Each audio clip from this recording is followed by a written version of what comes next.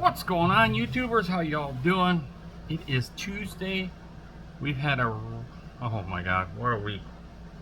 What a week. Let's get through that intro and we'll show you what today's video is about. Be right back.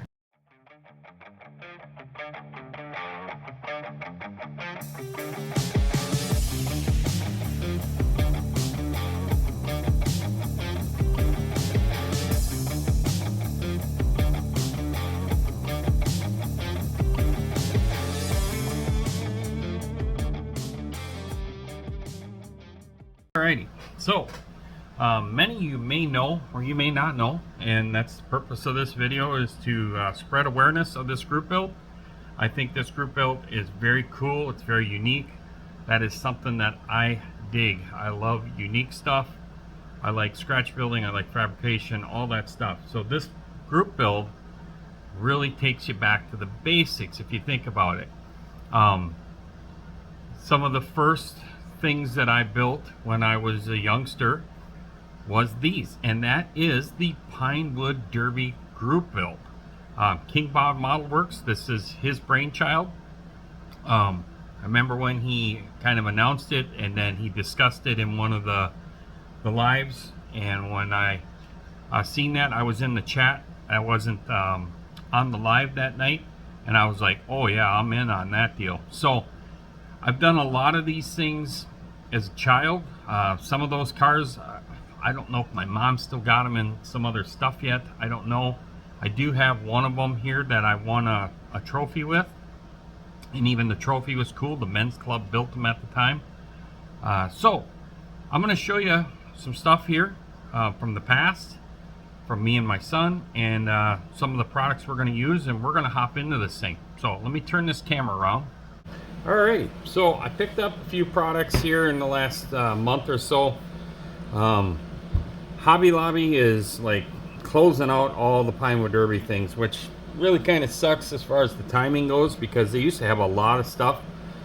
Somebody either got there before me and bought a lot of it up, or maybe they even sent it back to other stores that may sell some of it, and then what was remaining they cleared out. So there's a bunch of like screw kits here, 39 cents. So I bought all that stuff up just to have in the box. They had a axle shaper, was $12.99, was down to $2.59. So really cool. And then these are the wheel alignment tools. They had these things down to 65 cents. So we grabbed what was left. That's all great stuff we can put in the toolbox. And then I went to the closest scouting store to me. They had a lot of really cool tires in different colors. So I just bought two of them just to see how they machine out first. But I'll probably go get some of the other colors. Really affordable. I think they were $4 for a pack of these things. Maybe it was $5 because it does have the axles in there. $4 or $5, one of the two. So I got this neon green. Josh likes that. And then I got this like neon blue. I should have bought more, but we can always go back down there. And then I picked up 3 of the kits. So these are just the pure blocks. And they have the black wheels and the axles in them. Very affordable from my local scouting troop store. These were $7.99 a kit, and you can get them online as well. I like the authentic derby kits. I always have, and then to me this also, in me doing this, it's supporting the scout group. All that money goes to the scouts. So I figured, what the heck, I could have mail ordered it, but we were in the area. I figured let's go check this out. Now I'm going to move the camera over here because I did go and dig up our old little toolbox that we used to use for when Josh was in Cub Scouts and doing this really cool hobby. Like I said, you know, it was always fun. This is one of mine that I'm surprised that it's made it this far. You can tell that the wheels are a little bit different shape. The They have like a smaller diameter wheel versus the tire. It's definitely seen its better days, but it's made it through all of these moves. Really cool. The men's club was a big support for the group back then. There we go, 1983 third place trophy. It looks like some 2x4s and some dowel rod. You used to be able to get all these numbers pre-cut like that and routed back in the day, and then they routed the top where the wheels go. And the little stain that was very creative. They probably paid more for having all the plaques made, but really cool that the men's club did that. Help support the scouts.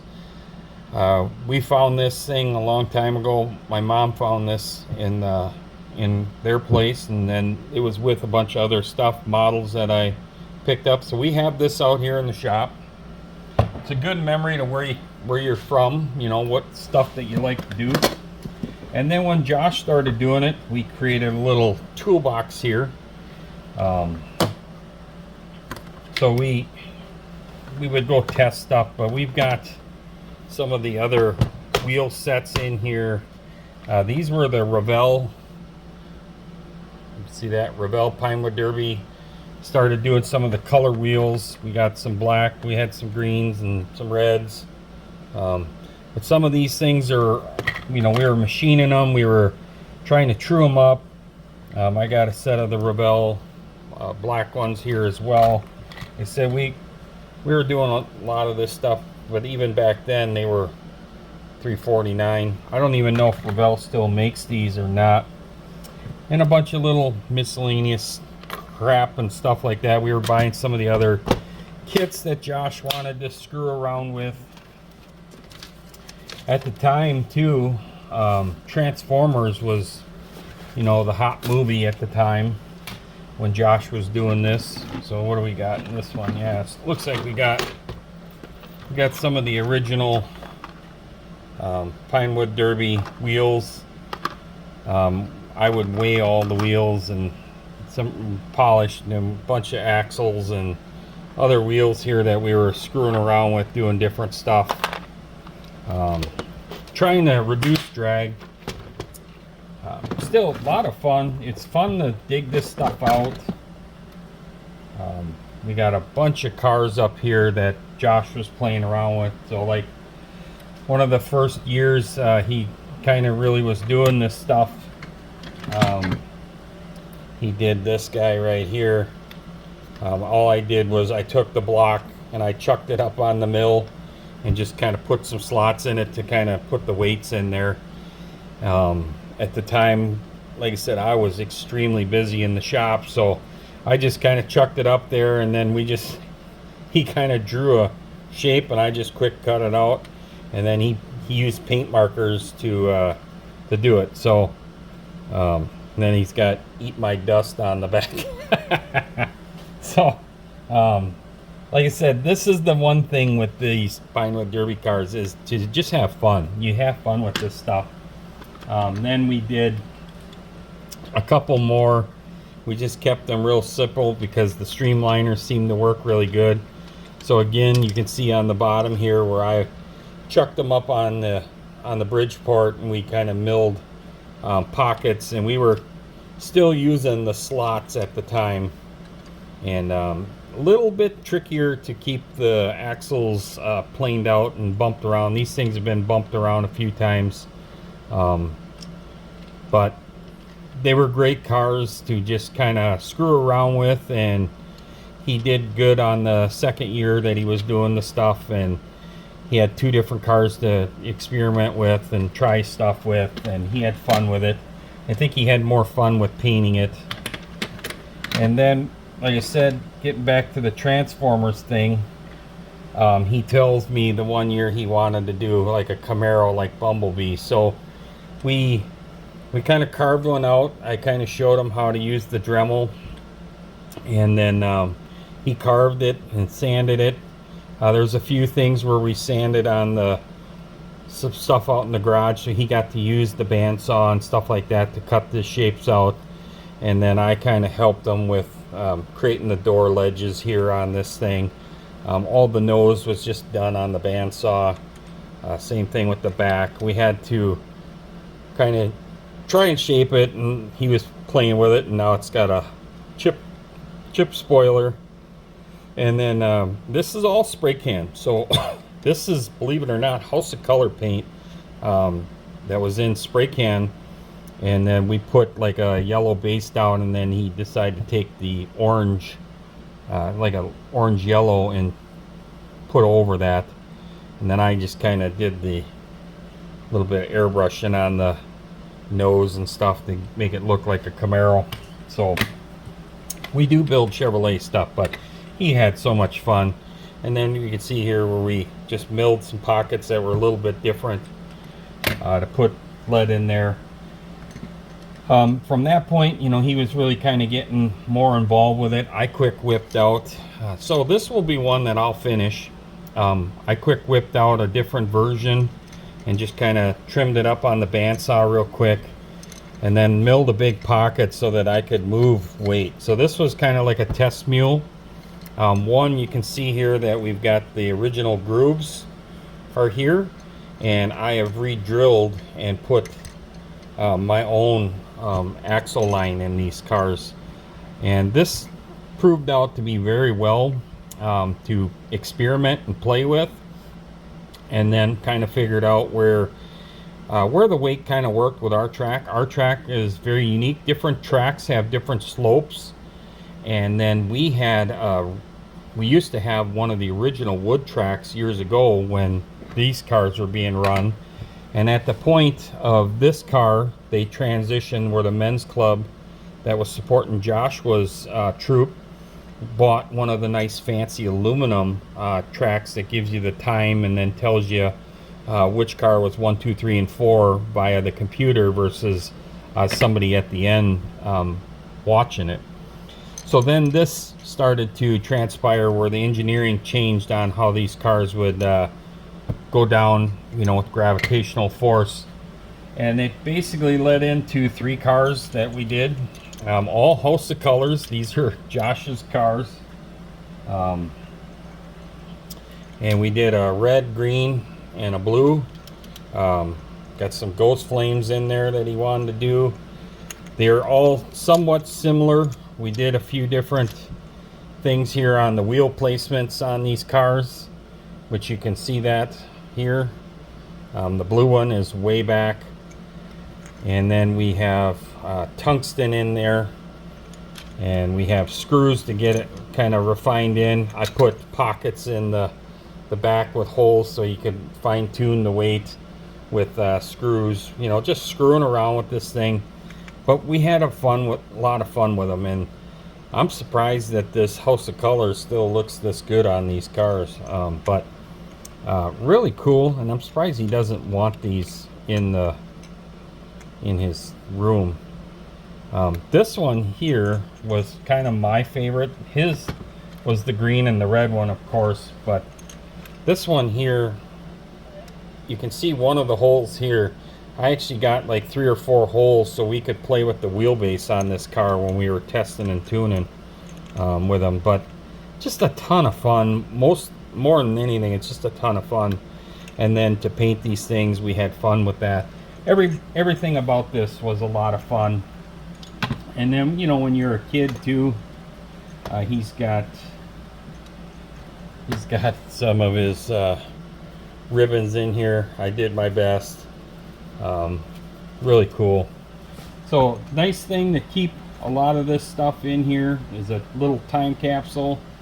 We probably will have to upgrade to a different box here, just because we'll probably build some more of these things and then have these things all together, keep everything together nice and neat.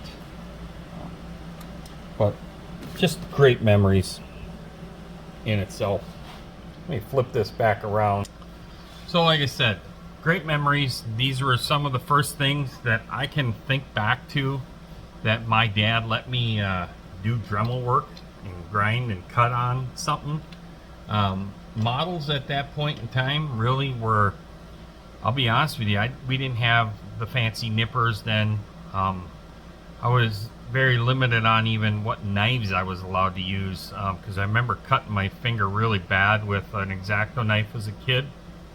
But I would just break the stuff off the trees and glue it together. I mean, you just, as a kid, you didn't deburr stuff. You didn't look for mold lines. I mean, I don't even remember talking about mold lines with my friends at that time. I was just happy to get the parts off the tree and put some glue on them. And then when we were spray painting bodies, it was like, woo, we're big time. So, but the Pinewood Derby stuff was some of the first stuff that I got to use sandpaper and Dremel, and of course that was a quarter Dremel.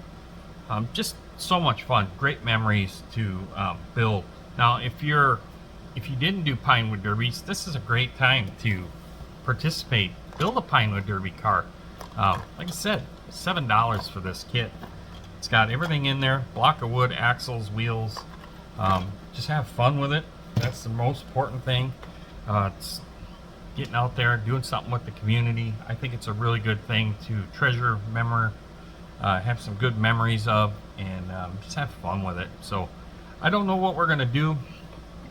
I'd kind of like to do a Mustang that was like Barricade from Transformers, and then have this Bumblebee Camaro and the black and white Mustang Pinewood cars together. That was something Josh always wanted me to do years ago, and I just never got around to doing it. So I think I might do that for one of these. And then the adult class and some of the college level classes in engineering stuff, they do what is called an outlaw or an adult version, Eagle Scout thing, and they're allowed to put bearings in them.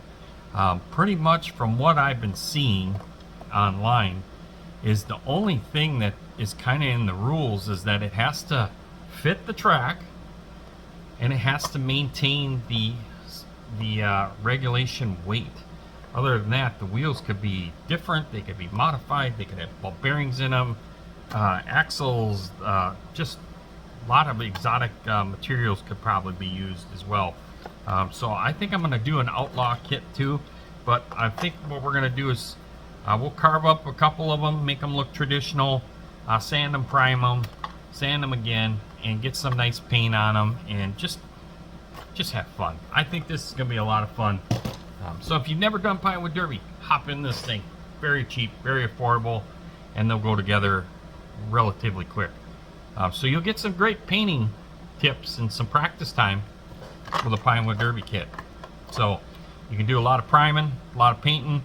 If you're new to airbrushing, this thing is going to be perfect to practice how to airbrush on. So just saying, $7 versus a $40 model, your money ahead. All right, I'm out of here. Have a good time. Remember, go over there and check out King Bob Model Works if you got any more questions on this group build. And if you're going to jump in there, let him know. He's a great man. I have a lot of admiration for King Bob. He does a lot of things for the AMC Livecast, as help subs in and stuff like that. So go over and check out King Bob. Peace out, everybody.